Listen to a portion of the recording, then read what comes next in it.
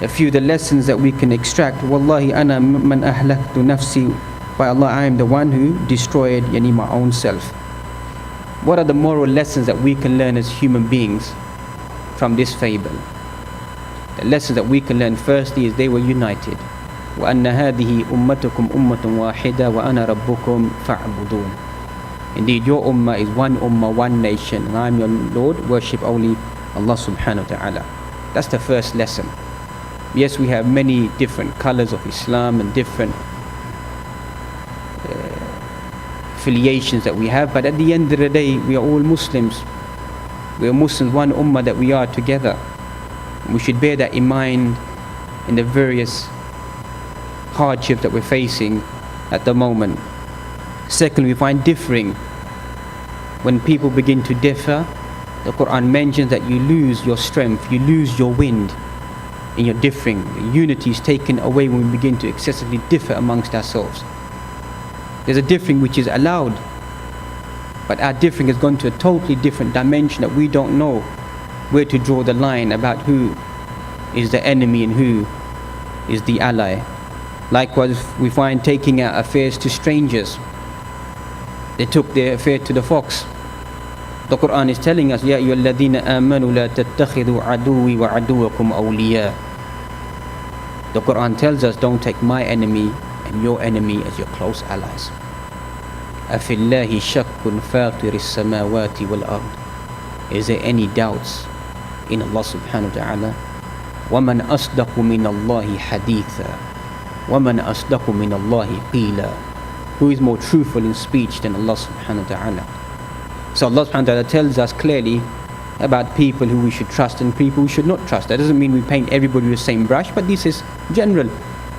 That those people who show animosity towards Islam, animosity towards the Muslims, then how comes we always seem to fall into the same trap? In hadith we find لا يلدغ المؤمن من جحر واحد مرتين. The believer is never stung from the same hole twice. Likewise, we find the concept of greetings, the wolf in sheep's clothing, that this excessive greetings that we find that some people begin to feel that rubbing shoulders with celebrities and people in power and authority will somehow begin to create some form of lifting and returning of this Muslim ummah is obviously a mistake. Likewise, we find the solution. The solution is to be developed from amongst our own selves. We have the book of Allah subhanahu wa ta'ala. We have the sunnah of the Prophet Muhammad sallallahu alaihi wasallam. How can we turn to external sources to develop a solution for us? It doesn't make sense. That how can the Western world tell us that this is the way that you need to solve your problems is quite strange. Likewise, we find the concept of advisors, the concept of enemies that I mentioned there, the concept of obedience, even obedience. There's a lesson there.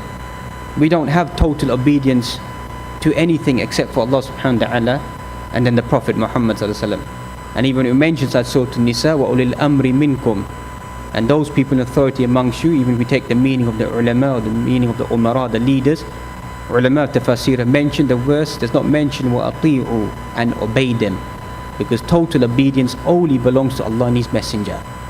That is just, they could be restricted at times, that at times they could be wrong. They're human beings, they could err. إنما الطاعة في المعروف. Ta'a is only for the good things.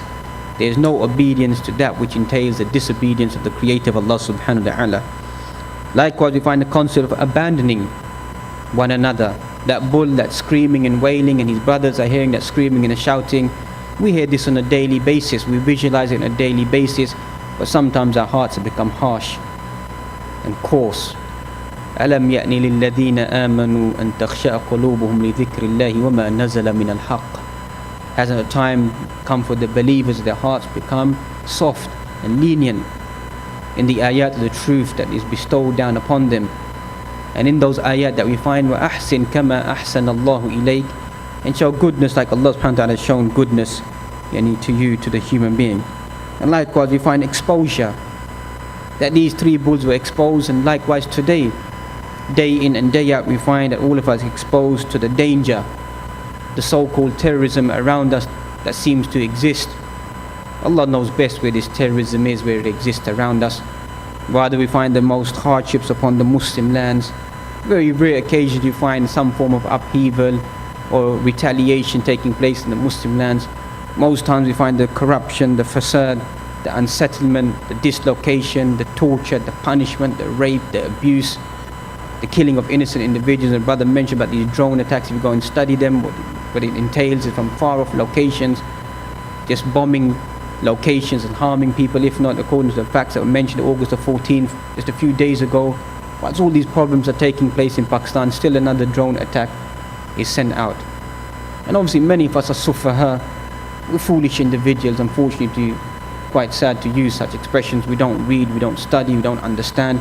We live in a box world, we live like an ostrich with our heads deep down in the ground. We think everybody around us is fine, that these hardships don't exist, or these people have caused this hardship via their own hands. It could possibly be true. They've caused this hardship with their own hands, but still at the end of the day, the Muslim still has the right and the privilege to be given that concept of being innocent until, as they say, proven guilty. So we don't seem to understand all the changes in the laws, whatever, whom it's being aimed at. I just want to finish with a few words of a pastor by the name of Martin Nehmula, who mentioned about, you may have heard these words as well, about the inactivity of German intellectuals following the Nazi rise to power. Many times these people try to highlight that we're anti-Semitic and we've got something against the Jews, and you know what my words are. We didn't torture 6 million Jews, and we don't have blood on our hands. Auschwitz 1941 or 43 was it? How many Jews did they gas? It doesn't go back to Muslims, it goes back to, excuse expression, the white man. The blonde hair, the blue-eyed individual that believe they are the supreme race. These views still exist, that we are the supreme ultimate race. Either you would submit, or we'll bring you down to your knees to submit to our way of life. And we have our way of life, lakum dinukum waliya din, and you have your way of life, la ikraha fid din. There's no compulsion in religion. Why do you compel us? We don't compel you. Yes, there may be a time whereby we will compel you. That time may come sooner or later, and Allah subhanahu wa ta'ala knows best when that time will come. But as for now, we're not here to compel any individual to a way of life. So this individual, he mentioned they came first for the communists, and I didn't speak up because I wasn't a communist. Then they came for the Jews, and I didn't speak up because I wasn't a Jew. Then they came for the trade unionists, and I didn't speak up because I wasn't a trade unionist. Then they came for the Catholics, and I didn't speak up because I was a Protestant. Then they came for me, and we can say now today, then they came for the Muslims, and by that time there was no one left to speak up.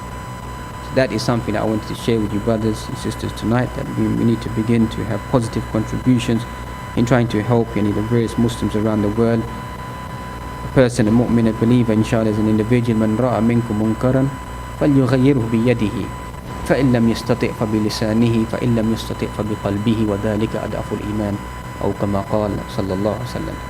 The believer is the one who tries to change the evil, the hardship with one's hand. Obviously at times we're not able to do that. That's quite clear and quite positive.